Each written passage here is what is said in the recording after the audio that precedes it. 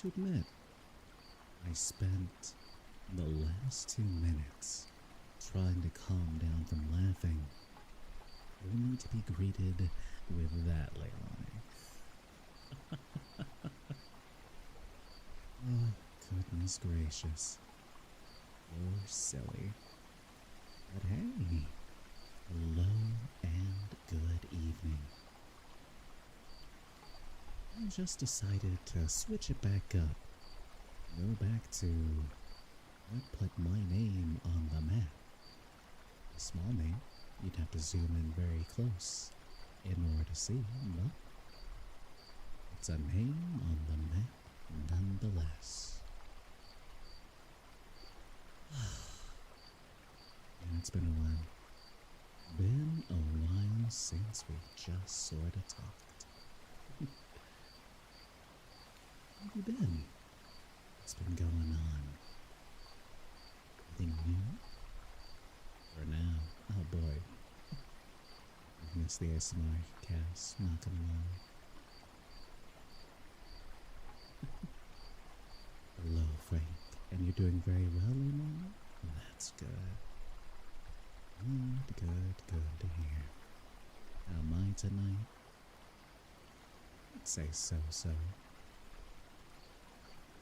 Alright, honestly, the last few videos I watched were very, very entertaining. For now, bucko. Oh boy. It's funny. I pulled up my books and I was just thinking, man, what should I get back into reading? Oh, I know what I've got planned for tonight. Yes, Leilani. We're pausing the reading.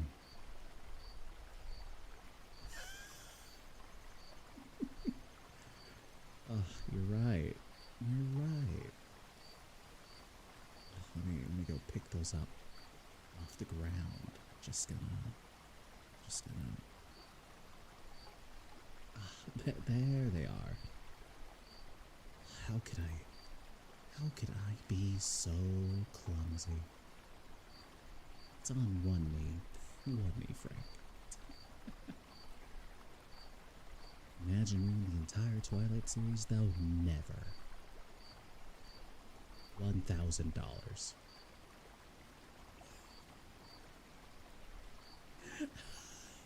You know what? Maybe that. Okay. No. Someone's actually gonna $2,000, and I'll do it.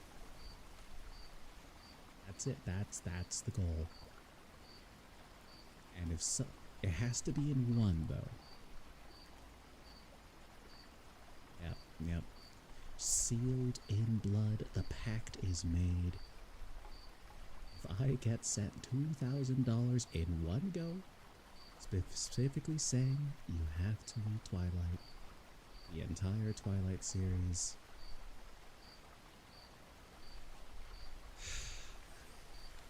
Oh, it's just 3 books, right? It's just 3 books, right? Have I ever considered reading World War Z? Yes. Yes, I have. That's going to be for October when we hit Halloween. Are you petty enough to do that? I sure hope you're not, Frank. Honest to goodness, I hope you're not. I truly... Goodness. Spooky season? Perfect time. Spooky story, spooky games. I'll definitely get lots of VR horror during that time. Yeah. More scary games that you guys want me to play. Frank. Stop.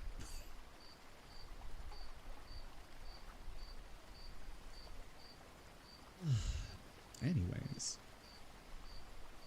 Now that we're here, settled.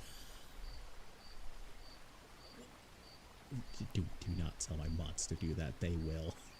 They will. No. Absolutely not. Anyways, I have decided to get back into reading with Book 2 of the Belgariad, Queen of Sorcery.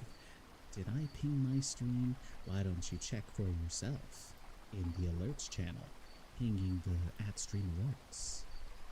If you're wondering why no one is here, it's cause it's Thursday? Thursday.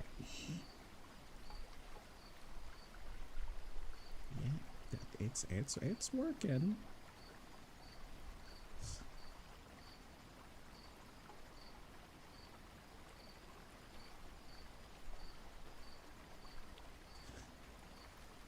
Goodness gracious. Yes, I pinged people. It's there. I did it. It was me. Right at 7.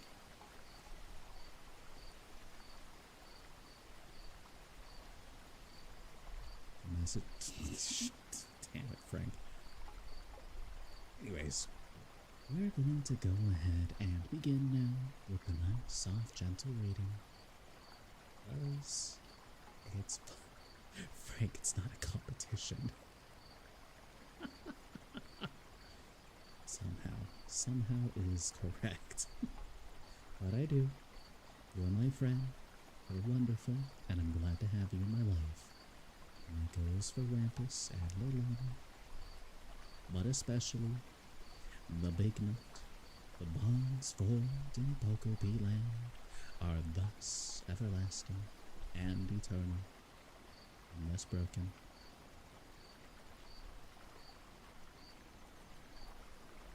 No.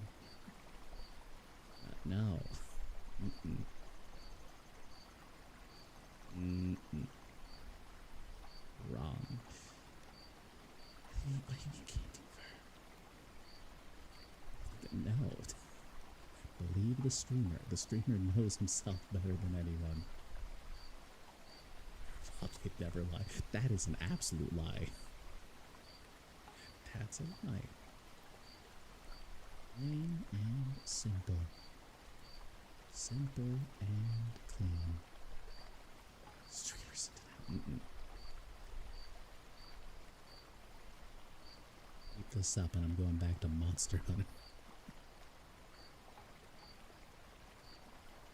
No ASMR. I will turn this stream around.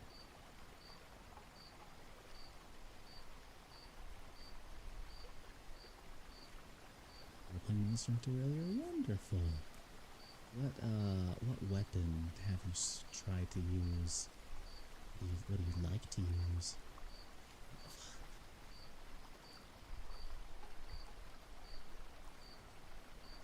It's gonna be one of those nights, huh?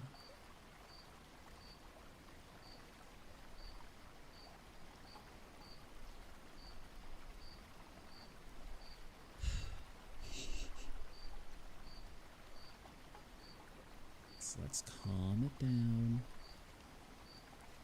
Yeah, we're having fun here. It's been a while since we've had ASMR tones. We gotta read. We gotta scare people off.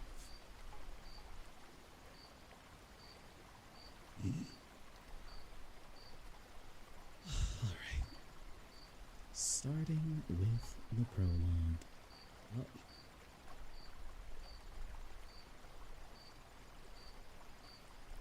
That's a lie. You're giving entertainment to the people. Time and a place, my friend. Time and a place.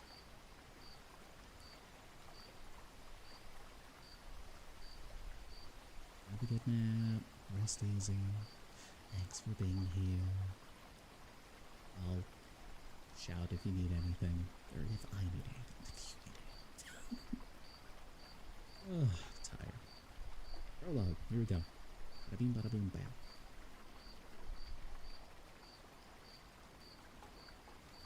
here. Being an account of the Battle of the Kingdoms of the West against the invasion of Caltorak, based upon the Battle of Omumbre by Davur Alain. In the youth of the world, the evil god Torak stole the Orb of Alder and fled, seeking dominion. The orb resisted, and its fire maimed him with a dreadful burning, but he would not give it up, for it was precious to him.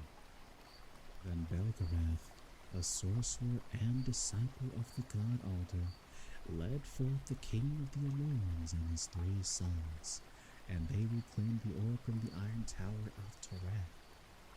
Torak sought to pursue, but the wrath of the orb repelled him and drove him back. Belgarath set Torak and his sons to be kings over 4 great kingdoms in eternal guard against Torak. Hey Soleil, welcome in. I'm not gonna comment on that one, Magus. The orb he gave to Riva Irongrip to keep, saying that so long as the descent of Riva held the orb, the West would be safe. Century followed century, with no menace from Torak, until the spring of 4865, when Drasnia was invaded by a vast horde of Madrax, Thors, and Murgos. In the center of the Sea of Angorax was born a huge iron pavilion of Caltorak, which means king and god. Cities and villages were razed and burned, for Caltorak came to destroy, not to conquer. Those of the people who lived were given to the steel-masked Roman priests for sacrifice in the unspeakable rites of the Angorax. None survived save those who fled to Algeria or were taken from the mouth of the Alder River by Chirek warships. Next, the horde struck south of Algeria, but there they found no cities. The nomadic Algerian horsemen fell back before them, then struck in vicious hit-and-run attacks. The traditional seat of the Algerian kings was the Stronghold, a man-made mountain with stone walls 30 feet thick. Against this, the Angorax hurled themselves in vain before settling down to besiege the place. The siege lasted for 8 futile years. This gave the West time to mobilize and prepare. The generals gathered at the Imperial War College at Tol Holeth and planned their strategy. National differences were set aside, and Brand, the warder of Riva, was chosen to have full command. With him came 2 strange advisors, an ancient but vigorous man who claimed knowledge even of the Angorak kingdoms, and a strikingly handsome woman with a silver lock-out brow and an imperious manner. To these Brand listened, and to them he paid almost deferential respect. In the late spring of 4875, Caltorak abandoned his siege and turned west toward the sea, pursued still by Alvar horsemen. In the mountains, the Urgos came forth from their caverns by night and wreaked fearful slaughter on the sleeping Angorax. But still, the forces of Caltorak were beyond counting. After a pause to regroup, the host proceeded down the valley of the river Arend toward the city of Vomumbre, destroying all in its path. Early in the summer, the Angorax deployed for the assault upon the city. On the 3rd day of the battle, a horn was heard to blow 3 times. Then the gates of Omimbre opened, and the Membrate Knights charged out to fall upon the front of the Angarak horde, and the iron-shod hooves of their chargers trampling living and dead. Kate, welcome in. Hope you're doing well. On the left came Algar Cavalry, Draznian pikemen, and veiled Ulgo irregulars. From the right came the Trek Berserks and the legions of Tolmedra. Attacked on 3 sides, Kalturek committed his reserves. It was then that the grey-clad Rivens, the Cendars, and the Astorian archers came upon his forces from the rear. The Angaraks fell like mown wheat and were overcome by confusion. Then the apostate Zedar, the sorcerer, went in haste to the black iron pavilion from which Kalturek had not yet emerged. Bye-bye. Good to see you, and welcome in as well. Things are going good for you. And to the accursed one he said, Lord, thine enemies have thee surrounded in great numbers. Yea, even the grey Rivens have come in their numbers to cast their defiance into thy teeth. Kalturek arose in anger and declared, I will come forth, that the false keepers of Cathrag Yasta, the jewel which shall be mine, shall see me no fear of me. Send to me my kings. You for sure blew your speakers, they keep squeaking? Oh, well that's not good, Kate. I hope you can get some new ones soon. So you have me on speaker? That's kind of funny. Great Lord, Zenar told him, thy kings are no more. The battle hath claimed their lives, and those of a multitude of thy Grallen priests as well. Kalturek's wrath grew at these words, and fire flared in his right eye, and from the eye that was not. He ordered his servants to bind his shield to the arm on which he had no hand, and he took up his dread black sword. With this, he went forth to do war. Then came a voice from the midst of the Rivens saying, In the name of Belar, I defy thee, Turek. In the name of Alder, I cast my despite in thy teeth. Let the bloodshed be abated, and I will meet thee to decide the battle. I am Brand, warder of Riva. Meet me, or take thy stinking host away, and come no more against the kingdoms of the West. Spy new one soon? Sounds good. Kalturek strode apart from the host and cried, Where is he who dares pit his mortal flesh against the king of the world? Behold, I am Turek, King of kings and Lord of lords. I will destroy this loud-voiced Riven.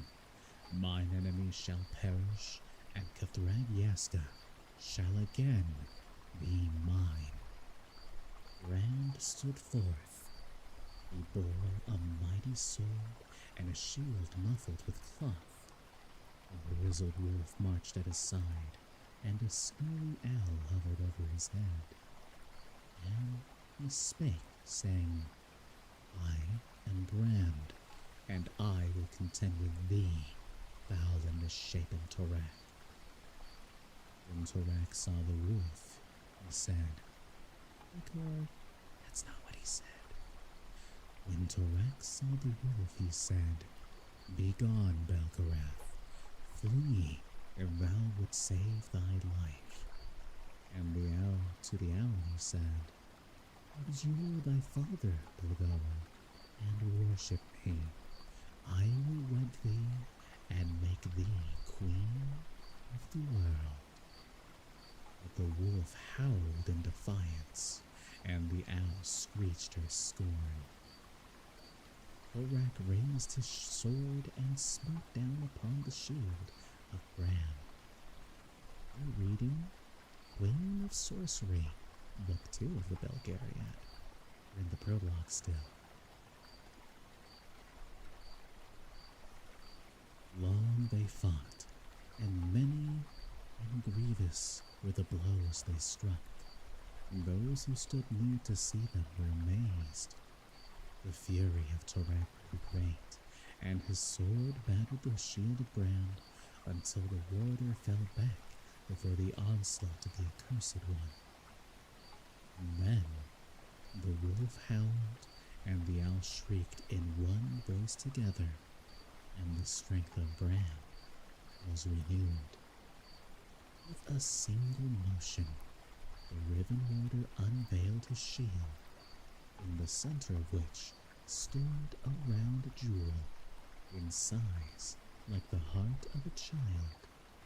As Torak gazed upon it, the stone began to glow and flame. The accursed one drew back from it. He dropped his shield and sword and raised his arms before his face to ward away the dread fire of the stone. Oh, that's right, Frank did get you. That's right. Thank you, train conductor. Bran struck, and his sword pierced Torak's visor to strike into the eye which was not, and to plunge into the accursed one's head. Torak fell back and gave a great cry. He plucked out the sword and threw off his helmet. Those who watched recoiled in terror, for his face was seared by some great fire and was horrible to behold. Weeping blood, Torak cried out again as he beheld the jewel which he had named Kathrag-Yasta, and for which he had brought his war into the west. Then he collapsed, and the earth resounded with his fall. A great cry went up from the host of the Angarax when they saw what had befallen Count Torak, and they sought to flee in their panic. But the armies of the west pursued them and slew them, so that when the smoky dawn broke on the fourth day, the host was no more.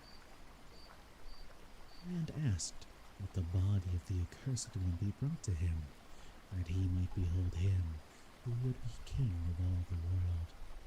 But the body was not to be found, for in the night Zedar the sorcerer had cast an enchantment and passed unseen through the armies of the west, bearing away the one he had chosen as master. And Bran took counsel with the advisors, and Belgarath said to him, Torak is not dead, he only sleeps, for he is a god, and cannot be slain by any mortal weapon. When will he awaken? Bran asked. I must prepare the west against his return. Ulgara answered, When once again a king of Reva's line sits on his northern throne, the dark god will waken to do war with him. Bran frowned, saying, That is never, for all knew that the last Riven king had been slain with his family in 4002 by Niasan assassins. Again, the woman spoke. In the fullness of time, the Riven king will rise to claim his own, and as the ancient prophecy foretells, more cannot be said. Bran was content and set his armies to cleansing the battlefield of the wreckage of Angarax. You could have asked me again. You could have said I didn't catch that. Book 2 is called Queen of Sorcery, and it is Book 2. And when that was finished, the kings of the West gathered before the city of Vomindre and held council. That's fair. Many were the voices raised in praise of Brand. Soon, men began crying that Brand should henceforth be chosen as ruler of all the West. Only Murgon, ambassador of Imperial Tonedra, protested in the name of his emperor, Ranbaroon IV. Brand refused the honor, and the proposal was dropped, so that there was again peace among those assembled in council. But in return for peace, a demand was made of Tonedra. Gorham of the Ulgos spoke first in a loud voice.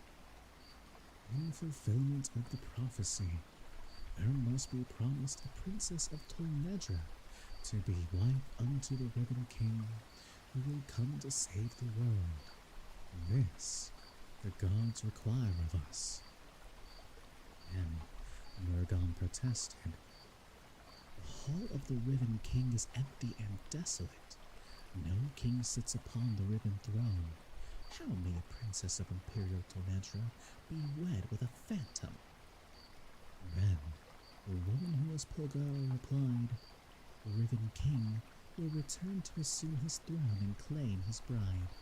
From this day forward, therefore, each princess of Imperial Tonedra shall present herself in the hall of the Ribbon King upon her 16th birthday. She shall be clad in her wedding gown, and shall abide there for 3 days against the coming of the king. If he comes not to claim her, then she shall be free to return to her father for whatever he may decree for her. Murgon cried out, all of Tonedra shall rise against this indignity. No, it shall not be. The wise Gorham of the Ulgos spoke again. Tell your emperor that this is the will of the gods. Tell him also that in the day Tonedra fails in this, the West shall rise against him, and scatter the sons of Nedra to the winds, and pull down the might of the empire, until Imperial Tonedra is no more. And that, seeing the might of the armies before him, the ambassador submitted to the matter. All of them agreed and were bound to it. When that was done, the nobles of Strife Tornarendia came to Brand, saying, the king of the Mimbrites is dead, and the duke of the Asturians also. Who now shall rule us? For 2,000 years has war between Mimbre and Asturia rent fair Arendia. How may we become one people again? Brand considered. Who is heir to the Mimbrate throne? Rodolin is crown prince of the Mimbrates, the nobles replied. And to whom descends the Asturian line? Maya Serrana is the daughter of the Asturian duke, they told him. Brand said, bring them to me. And when they were brought before Brand, he said to them, the bloodshed between Mimbre and Asturia must end. Therefore, it is my will that you be wed to each other, and that the houses which so long have warred shall thus be joined. The two cried against the judgment, for they were filled with ancient enmity, and with the pride of their separate lines. But Belgareth took Corridon aside, and spoke in private with him, and Polgara withdrew Maya Serrana to a separate place, and was long in converse with her.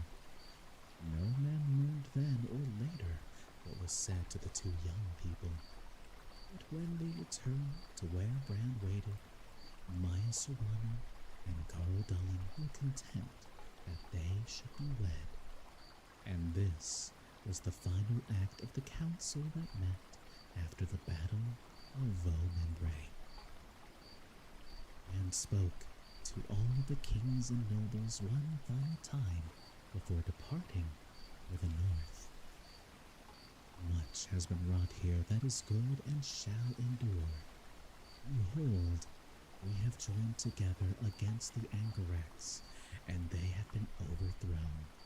Correc is quelled, and the covenant we have made here among us prepares the West for the day of the prophecy, when the Riven King shall return, and Torak shall wake from his long sleep to contend again for empire and dominion.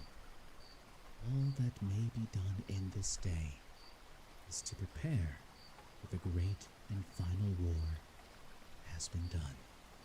We can do no more, and here perchance the wounds of Erendia have been healed, and the strife of more than 2,000 years may see its end.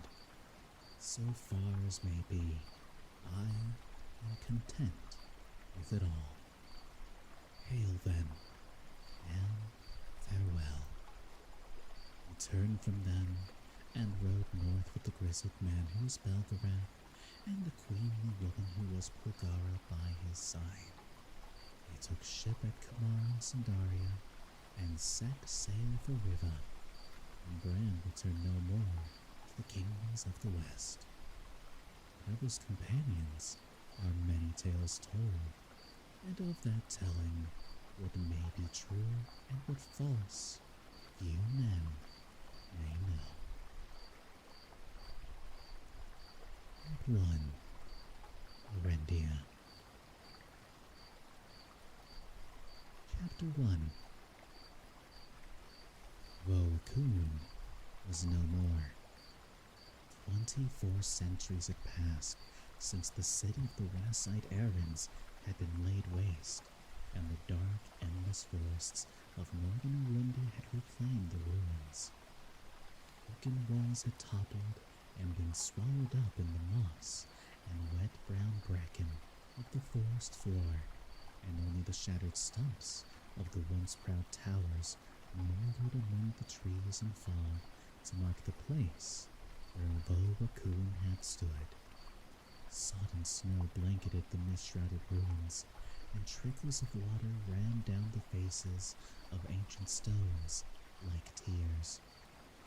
Arian wandered alone down the tree-choked avenues of the dead city, his stout gray wool cloak drawn tight against the chill, and his thoughts as mournful as the weeping stones around him.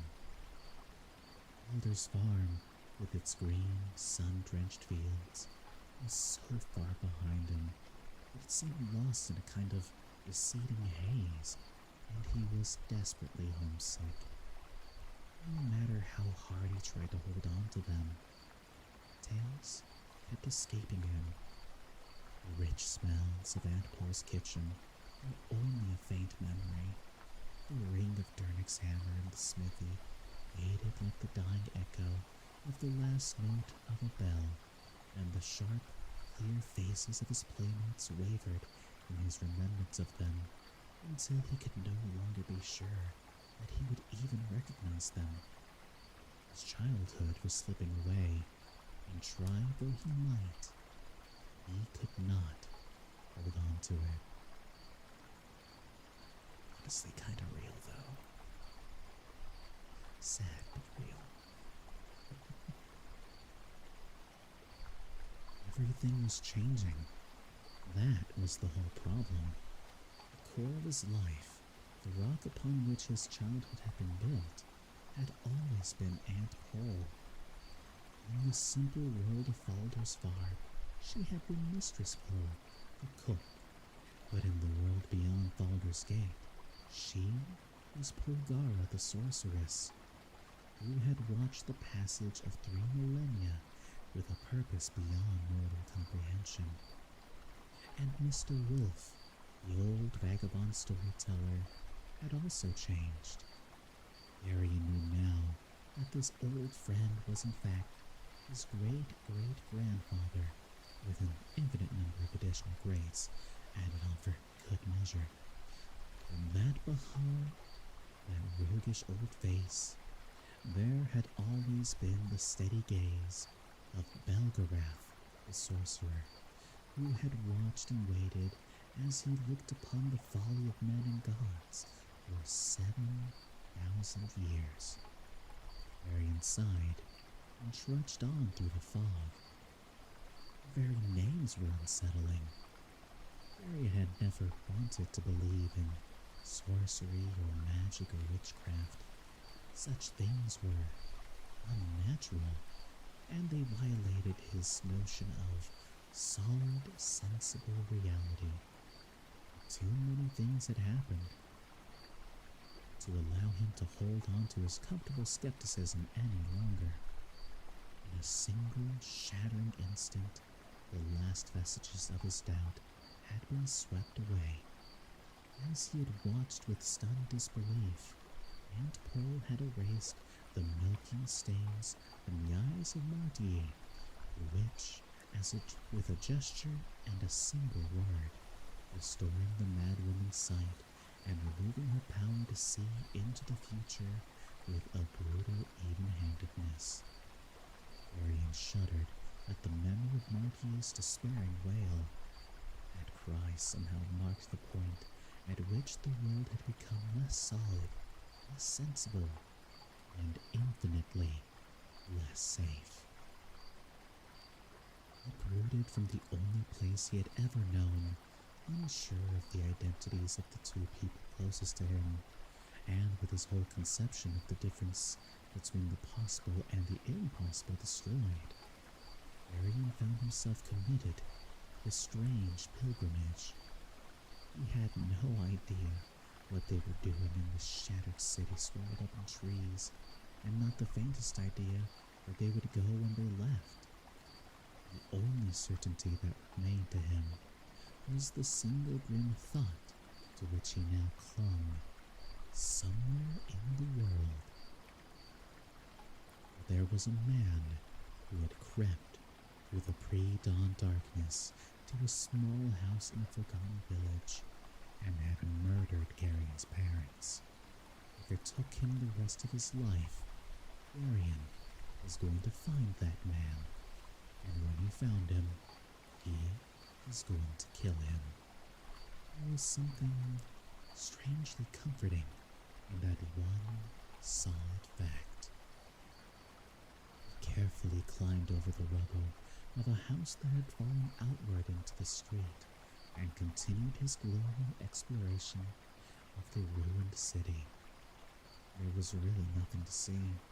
The patient centuries had erased nearly all of what the war had left behind, and slushy snow and thick fog hid even those last remaining traces. Arian sighed again and began to retrace his steps toward the moldering stump of the tower where they had all spent the previous night. As he approached, he saw Mr. Wolf and Aunt Pearl standing together some distance from the ruined tower, talking quietly. The old man's rust-colored hood was turned up, and Aunt Pearl's peculiar cloak was drawn about her. There was a look of timeless regret on her face as she looked out at the foggy ruins. Her long, dark hair spilled down her back, and the single white lock at her brow seemed paler in the snow at her feet. "There he is now," Mr. Wolf said to her as Garian approached them. She nodded and looked gravely at Garian. "Where have you been?" she asked. "In a place," Garian replied. "I was thinking, that's all." "I see you managed to soak your feet." Garian lifted one of his sodden brown boots and looked down at the muddy slush clinging to it. "It smells wetter than I thought," he apologized. "Does wearing that thing really make you feel better?" Mr. Wolf asked, pointing at the sword Garian always wore now. "Everybody keeps saying how dangerous Orendia is," Garian explained. "Besides, I need to get used to it." Shifted the creaking new leather sword belt around until the wire-bound hilt was not so obvious. The sword had been an Aristide present from Barak, one of several gifts he had received when the holiday had passed while they were at sea. It doesn't really suit you, you know, the old man told him somewhat disapprovingly. Leave him alone, father, Antipole said almost absently. It's his after all, and he can wear it if he likes. Shouldn't Hedar be here by now?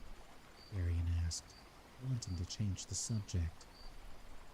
He may have run into deep snow in the mountains of Sandaria, Wolf replied. He'll be here. Hedar's very dependable. I don't see why we didn't just buy horses in Kamar. They wouldn't have been as good, Mr. Wolf answered, scratching his short white beard. Here. I couldn't capture it. Sorry, I tried to rub you.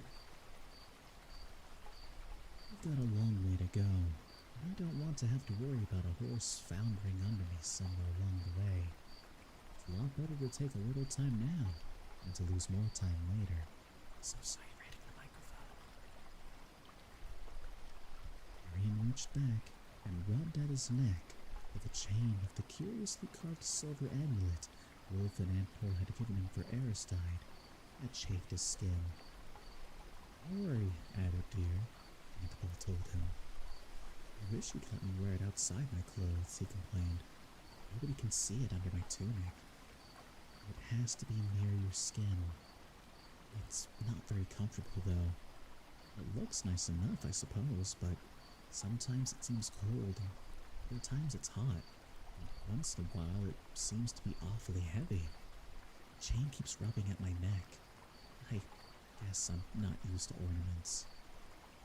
It's not entirely an ornament, dear, she told him. You'll get used to it in time.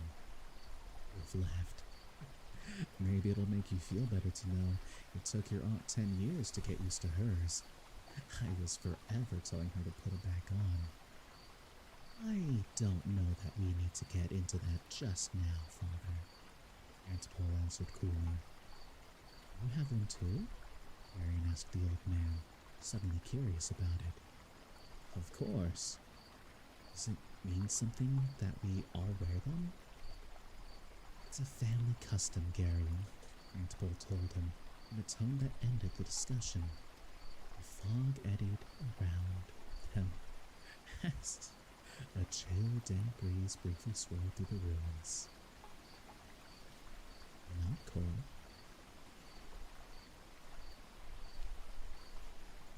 Arian sighed. I wish Hedar would get here. I'd like to get away from this place. It's like a graveyard. It wasn't always this way, Antipole said very quietly. What was it like? I was happy here. The walls were high, and the towers soared. We all thought it would last forever. She pointed towards a rank patch of winter-brown brambles creeping over the broken stones. Over there was a flower-filled garden where ladies in pale yellow dresses used to sit, while young men sang to them from beyond the garden wall. The voices of the young men were very sweet, and the ladies would sigh and throw bright red roses over the wall to them. And down that avenue was a marble-paved square where the old men met to talk of forgotten wars and long-gone companions.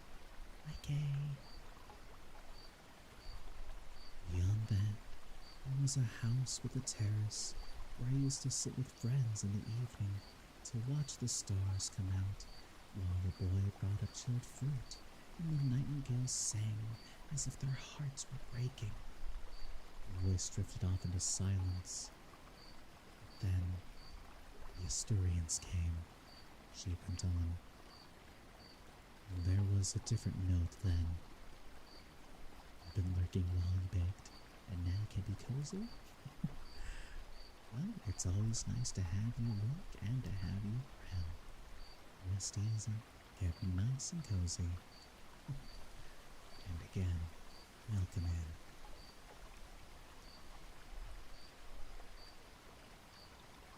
She went on, and there was a different note to them. You'd be surprised at how little time it takes to tear down something that took 1,000 years to build. Don't worry at it, Paul, Wolf told her. These things happen from time to time. There's not a great deal we can do about it.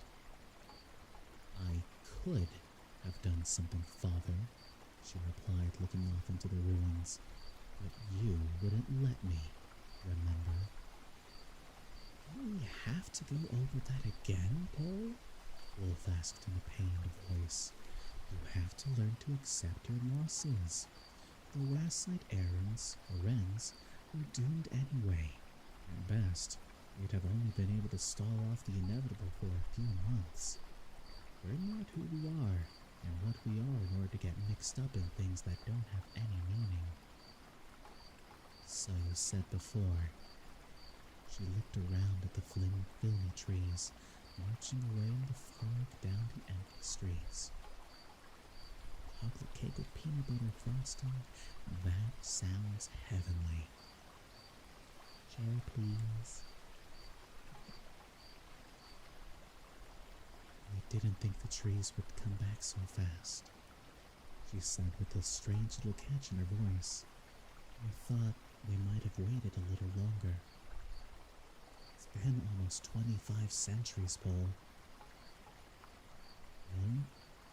It seems like only last year. Don't brood about it. It'll only make you melancholy. Why don't we go inside? The fog's beginning to make us all a bit moody. Unaccountably, Aunt Pooh put her arm around Garen's shoulders as they turned toward the tower.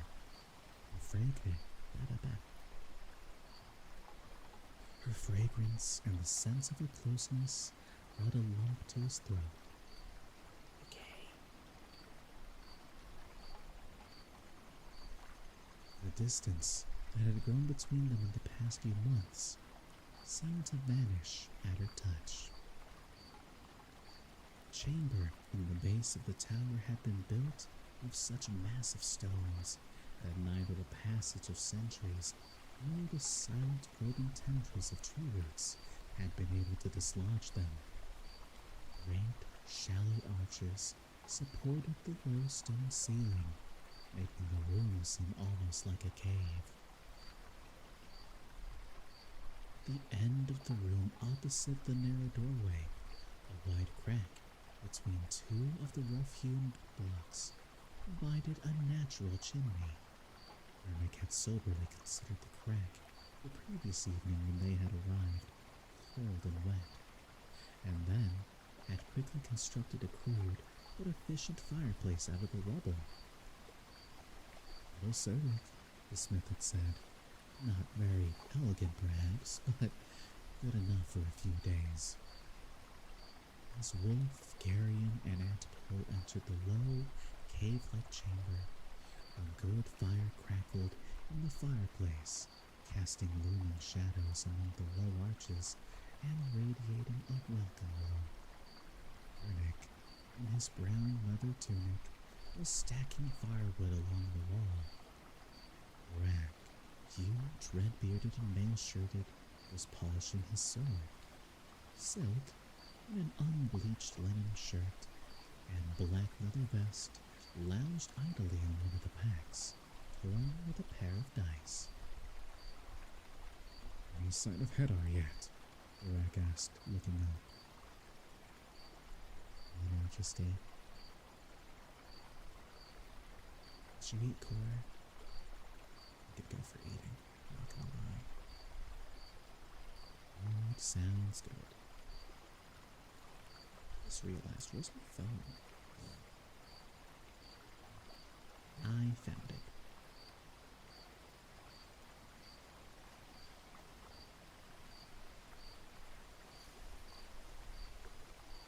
And it's gonna rain.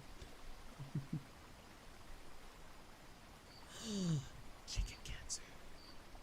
I love chicken katsu. Especially if you have a good curry with it. On top of a nice bed of rice. Mm-hmm. And that is what I call the good stuff.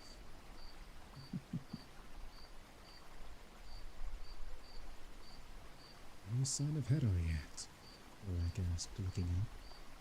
It's a dare so early, Mr. Wolf replied, going to the fireplace to warm himself. Why don't you change your boots, Carrion? Aunt Bull suggested, hanging her blue cloak on one of the pegs Sternick had hammered into a crack in the wall.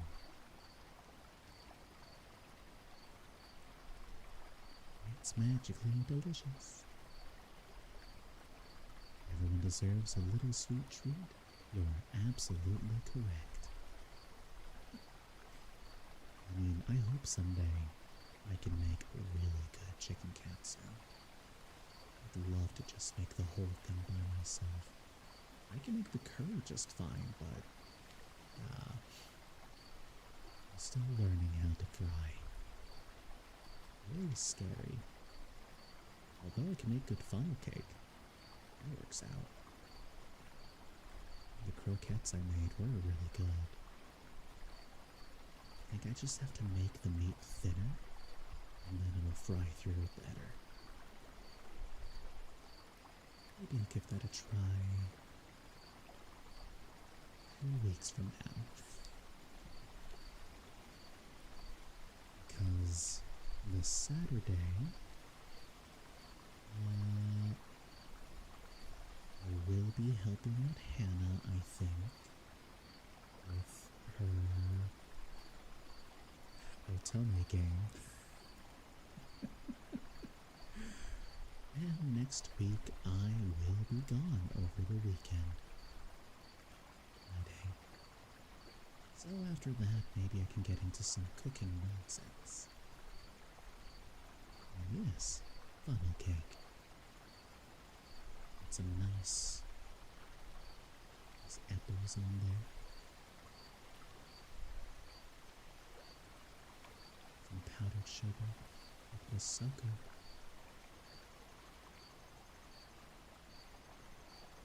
Anyways, I'm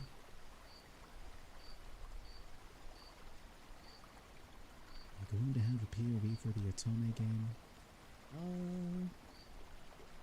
guess I should probably ask Hannah about that. I wouldn't think so, considering they're the one,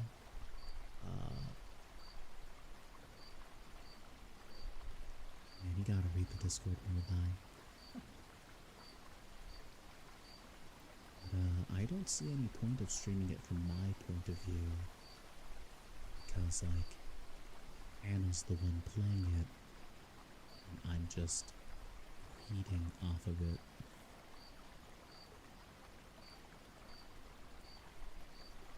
As for which otome game, let's see.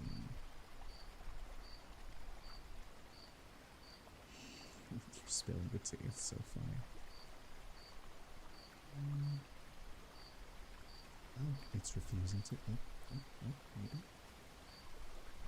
Again.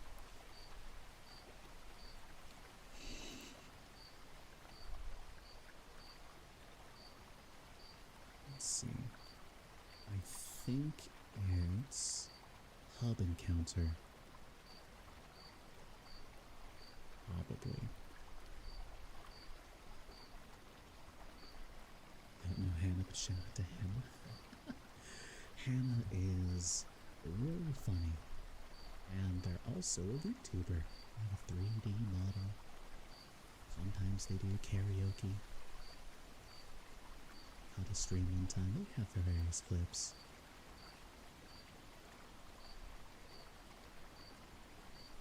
That's right, Hannah Wright.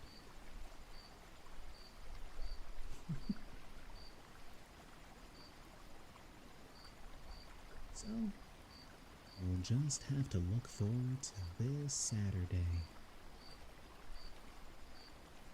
And of course, I'll make sure to shout it out properly and make an alert for when that goes live.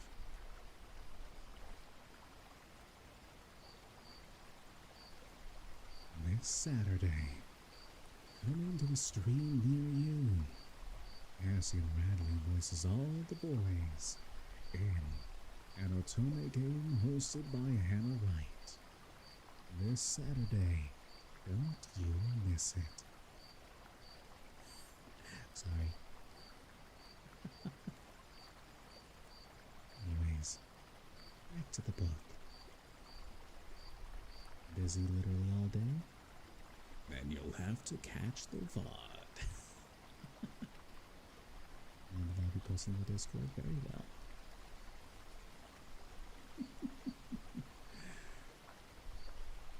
Alright, Kid Core Genius, tell me your genius idea. How am I going to work with Frank on the 3D model? I have to bug him. About that. He's not. Wait. He's free. I think he's free this week. Let's bug him tomorrow. Yeah.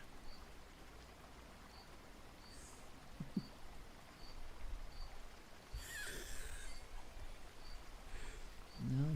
Kermit Radley is being saved for my grand master plan of playing through Final Fantasy VII, but every single guy is voiced by Kermit.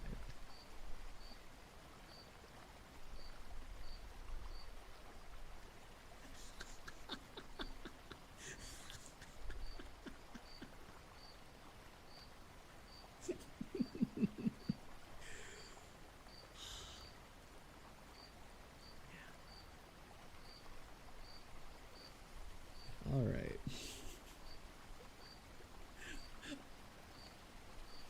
Can't play episodes. I'm going to ruin every single voice for you. You're gonna play on your own time afterwards and just be all like,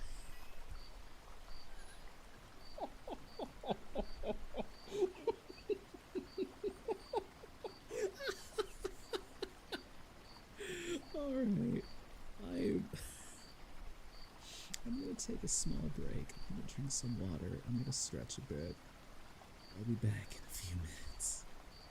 You all do the same. Get some rest. Maybe some water. Use the bathroom. You know what to do. For now, though, I'll be back.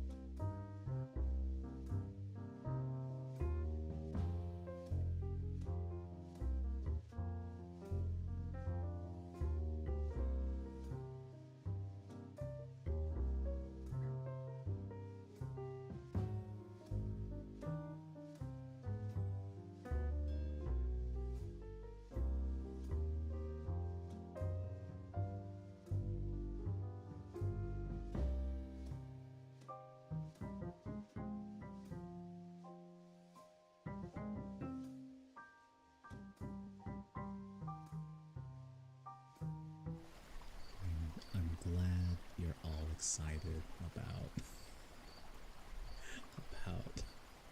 the Final Fantasy VII stream. However, I enjoy both of them. However, like I said, Kermit voice for all the guys. The girls will not be Kermit. Thank you. Oh, wait a minute. I'll think of a different voice to use. How's that? But hello everyone, I am back.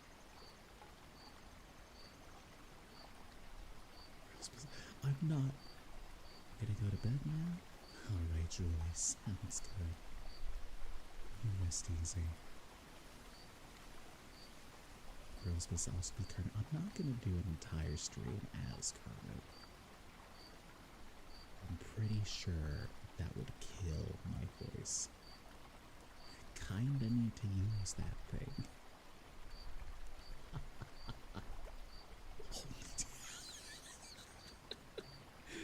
No, I like Tifa. I'm not gonna do that to her. Oh boy.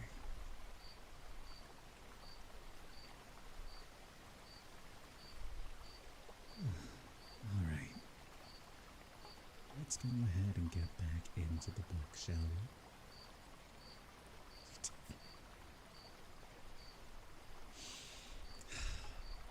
We'll think about it.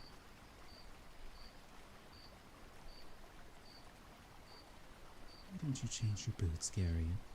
Aunt Cole suggested, hanging her blue cloak on one of the pegs Sternick had hammered into a crack in the wall.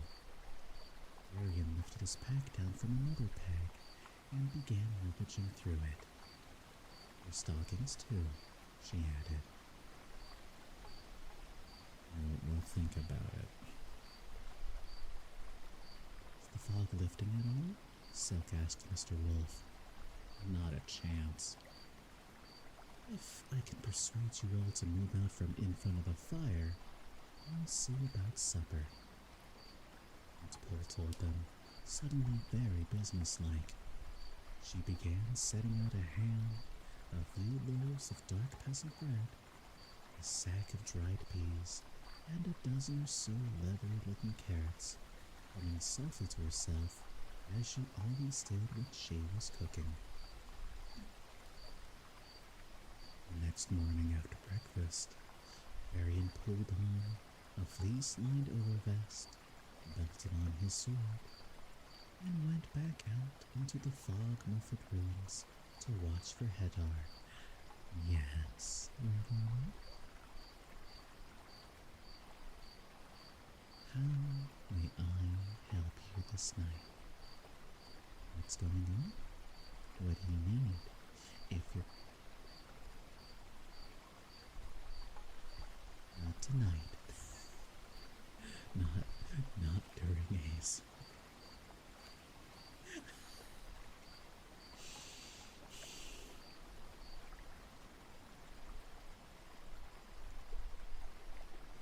What if you party pooper? When I have the microphone like this, I have to keep it nice and soft, or else it's gonna get really, really loud, and I don't want to hurt people. And again, I could just go back to this and suddenly, alright, what do you want?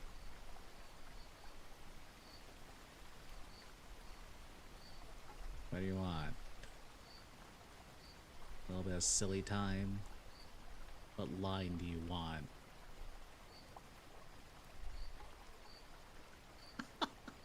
It's like the illusion's broken. Nice and soft and sweet. Change the microphone. Grumpy.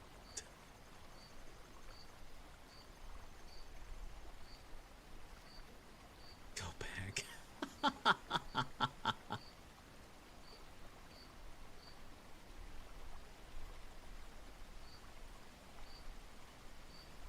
Alright. Is the fog lifting at all? Silk asked Mr. Wolf. Not a chance. Oh no. Oh boy. Oh boy. Well, there you go. Hope you all enjoyed that one. Oh no, I need water. I need water to fix it. Sorry, Ujan, they asked for this. Why didn't I charge money?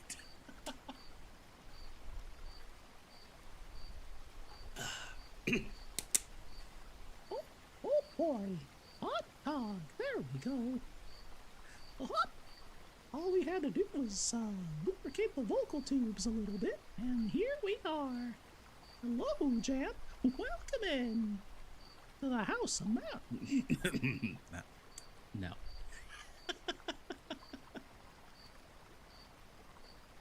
Stop. All right. We had our fun. All right. Back down to nice and soft. Nice and quiet. We're not gonna get weird. Solar.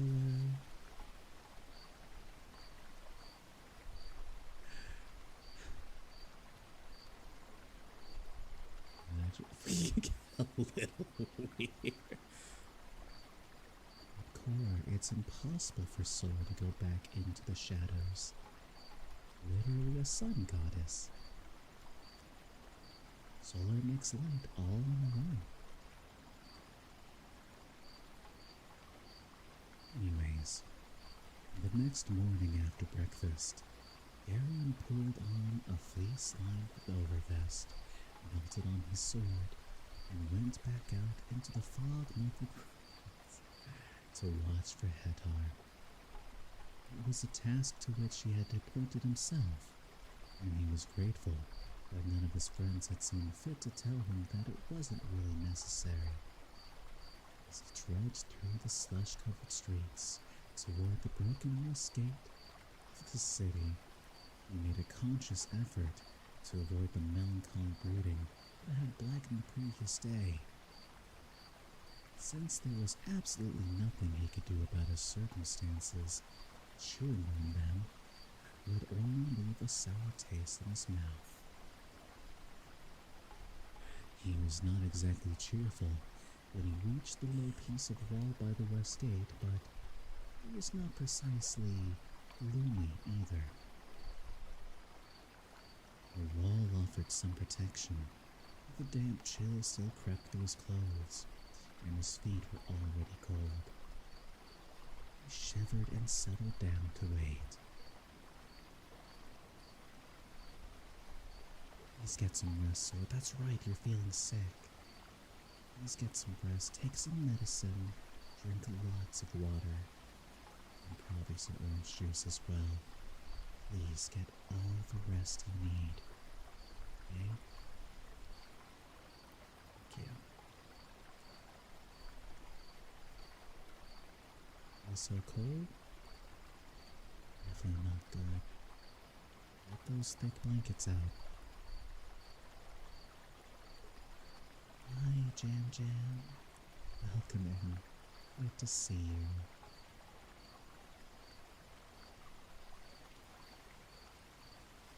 The wall offered some protection, but the damp chill still crept through his clothes, and his feet were already cold.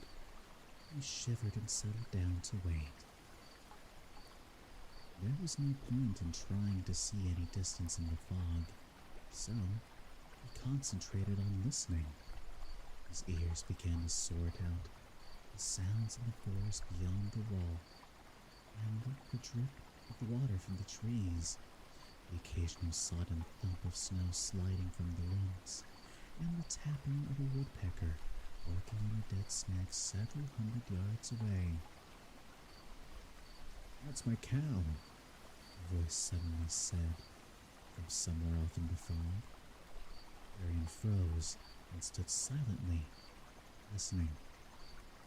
Keep her in your own pasture then, another voice replied shortly. That you, Lammer? The first voice said. Right, you're dead, aren't you? I didn't recognize you. How long's it been? 4 or 5 years, I suppose, the lammer judged. How are things going in your village? Denton asked. We're hungry. The taxes took all our food. Ours too. We've been eating boiled tree roots. We haven't tried that yet. They're eating our shoes. How's your wife? Ben asked politely. She died last year, Lammer answered in a flat, unemotional voice. Our Lord took our son for a soldier, and he was killed in a battle somewhere. They poured boiling pitch on him. After that, my wife stopped eating. It didn't take her long to die. I'm sorry, Ben sympathized. She was very beautiful. We're both better off, Lammer declared. We aren't cold or hungry anymore. Which kind of tree roots have you been eating? Birch is the best, Denton told him. Spruce has too much pitch, and oak's too tough. Boil some grass with the roots and give them a bit of flavor. I'll have to try it. I've got to get back, Denton said. My Lord's got me clearing trees, and he'll have me flogged if I stay away too long. Maybe I'll see you again sometime. If we both live. Bye, Denton. Bye, Lammer. Two voices drifted away. Dorian stood quite still for a long time after they were gone, his mind numb with shock and tears of sympathy standing in his eyes. The worst part of it was the matter-of-fact way in which the two had accepted it all. Terrible anger began to burn in his throat. He wanted suddenly to hit somebody. Hi, Jam Jam. Licky tongue.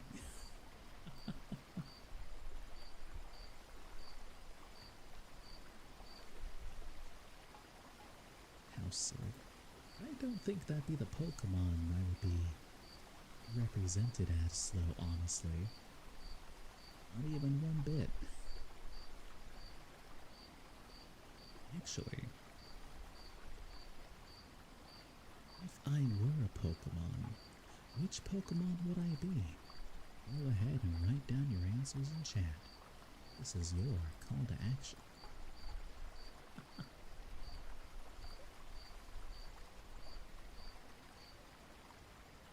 Then, there was another sound off in the fog. Somewhere in the forest nearby, someone was singing. The voice was a light, clear tenor, and Garion could hear it quite plainly as it drew closer. The song was filled with ancient wrongs, and the refrain was a call to battle. Irrationally, Garion's anger focused on the unknown singer.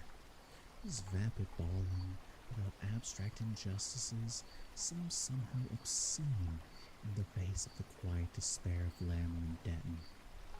Without thinking, Garion drew his sword and crouched slightly behind the shattered wall. The song came yet nearer, and Garion could hear the step of the horse's hooves in the wet snow. Carefully, he poked his head out from behind the wall as the singer appeared out of the fog no more than 20 paces away. It was a young man dressed in yellow hose and a bright red jerkin. His fur-lined cloak was tossed back, and he had a long, curved bow slung over one shoulder and a well-sheathed sword at his opposite hip. His reddish-gold hair fell smoothly down his back from beneath a pointed cap with a feather rising from it. Although his song was grim, he sang it in a voice throbbing with passion. There was about his youthful face a kind of friendly openness that no amount of scowling could erase. Garion glared at this empty-headed young nobleman, quite certain that the singing fool had never made a meal of tree roots or mourned the passing of a wife, but starved herself to death out of grief. The stranger turned his horse and, still singing, rode directly toward the broken arch of the gateway beside which Garion lurked in ambush. Arian was not normally a belligerent boy, and under other circumstances, he might have approached the situation differently. The gaudy young stranger, however, had presented himself at precisely the wrong time. Arian's quickly devised plan had the advantage of simplicity. Since there was nothing to complicate it, it worked admirably, up to a point. No sooner than the lyric young man passed through the gate than Garion stepped from his hiding place, grasped the back of the rider's cloak, and yanked him boldly out of the saddle. Ooh, Ninetales. That's cool. A startled outcry and a wet splat. The stranger landed unceremoniously on his back and was slush at Garion's feet. Okay, here we go. Kermit attack. It's more like a Digimon though, if I say it. The second part of Garion's plan, however, fell completely apart. Even as he moved in to take the fallen rider prisoner at sword point, the young man rolled, came to his feet, and drew his own sword, seemingly all in one motion. His eyes were snapping with anger, and his sword waved threateningly. Garion was not a fencer, but his reflexes were good, and the chores he had performed at Baldur's Farm had hardened his muscles. Despite the anger which had moved him to attack in the first place, he had no real desire to hurt this young man. His opponent seemed to be holding his sword lightly, almost negligently, and Garion thought it was about a smart blow on the hand, and the blade might very well knock it out of his hand. He swung quickly, but the blade flicked out of the path of his heavy swipe and clashed with the steely ring down his own sword. Garion jumped back and made another clumsy swing. The swords rang again. Then the air was filled with clash and scrape and bell-like rattle as the two of them banged and parried and feinted with their blades. It took Garion only a moment to realize that his opponent was much better at this than he was. But the young man had ignored several opportunities to strike at him. In spite of himself, he began to grin in the excitement of their noisy contest. The stranger's answering grin was open, even friendly. All right, that's enough of that. It was Mr. Wolf. The old man was striding toward them, with Barak and Silk close on his heels. Just what exactly do you two think you're doing? Garion's opponent, after one startled glance, lowered his sword. Belgarath, he began. Leldorin. Wolf's tone was scathing. Have you lost what little sense you had to begin with? Several things clicked into place as Garion's mind simultaneously, as Wolf turned on him coldly. Well, Garion, would you like to explain this? Garion instantly decided to try guile. Grandfather, he said, stressing the word and giving the young stranger a quick warning look. You didn't think we were really fighting, did you? Leldorin here is just showing me how you block somebody's sword when he attacks. That's all. Really? Wolf replied skeptically. Of course, Garion said, all innocence now. What possible reason could there be for us to be trying to hurt each other? Leldorin opened his mouth to speak, but Garion deliberately stepped on his foot. Leldorin's really very good, he rushed on, putting his hand in a friendly fashion on the young man's shoulder. He taught me a lot in just a few minutes. Let it stand. Silk's fingers flickered at him in minute gestures in the Drazdan secret language. Always keep a lie simple. Lad is an apt pupil, Belgarath, Leldorin said lamely. finally understanding. He's agile, if nothing else, Wolf replied dryly. What's the idea behind all this frippery? He indicated Leldoran's gaudy clothes. You look like a maypole. Limbrigs have been detaining honest historians for questioning, the younger Rent explained, and I had to pass several of their strongholds. I thought if I dressed like one of their toadies, I wouldn't be bothered. I'm sorry, James. I'm just reading the book. I'm sorry. That's not me. That's not me.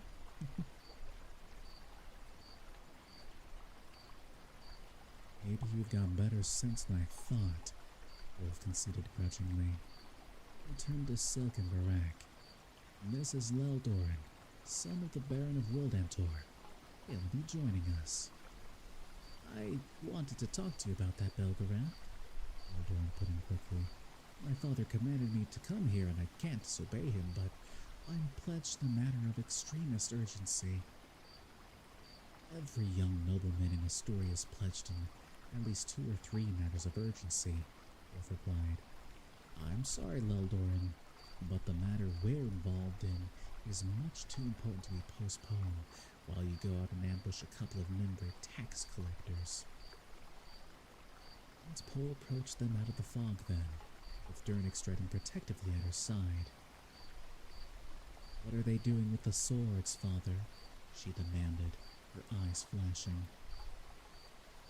Playing, Mr. Wolf replied shortly, or so they say. This is Leldoran. I think I've mentioned him to you. Poe looked Leldoran up and down with one raised eyebrow. A very colorful young man. Clothes are a disguise, Wolf explained. He's not as frivolous as all that. Not quite, anyway. He's the best bowman in Astoria, and we might need his skill before we're done with all this. I see, she said, somewhat unconvinced. There's another reason, of course, Wolf continued, but I don't think we need to get into that just now, do we? Are you still worried about that passage, father? She asked with exasperation. The Marin Codex is very obscure, and none of the other versions say anything at all about the people it mentions. It could be pure allegory, you know. I've seen a few too many allegories turn out to be plain fact to start gambling at this point. Why don't we all go back to the tower? He suggested. It's a bit cold and wet out here for lengthy debates on textual variations. Arian glanced at Silk, baffled by this exchange. But the little man returned his look with blank incomprehension. Will you help me catch my horse, Garion? Leldoran asked politely, sheathing his sword. Of course, Garion replied, also putting away his weapon. I think he went that way. Leldoran picked up his bow, and the two of them followed the horse's tracks into the ruins. I'm sorry I pulled you off your horse, Garion apologized, and they were out of sight of the others. No matter, Leldoran laughed easily. I should have been paying more attention. He looked quizzically at Garion. Why did you light up Belgarath? It wasn't exactly a lie, Garion replied. We weren't really trying to hurt each other, and sometimes it takes hours to explain something like that. Leldoran laughed again, an infectious sort of laugh. In spite of himself, Garion could not help joining in. Both laughing, they continued together down an overgrown street between the low mounds of slush-covered rubble. And that is the end of Chapter 1. Ah, what fun. Someone said to her Snorlax. Maybe a Munchlax. Munchlax is very cute. Adorable, loves to eat.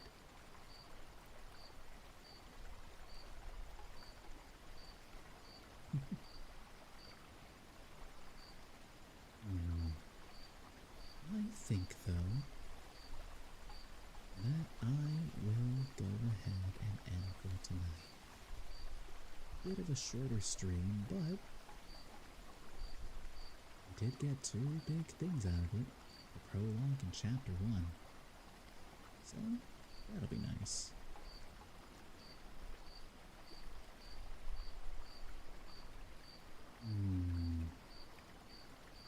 Well, the question is, though, will I have anyone send you all to?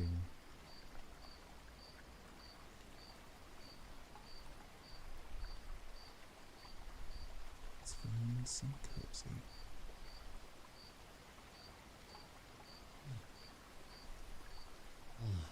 You know what? I think you're all going to like this. No, don't be depressed.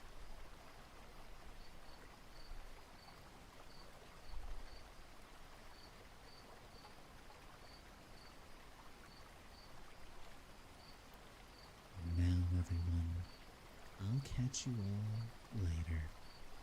Is it ducks?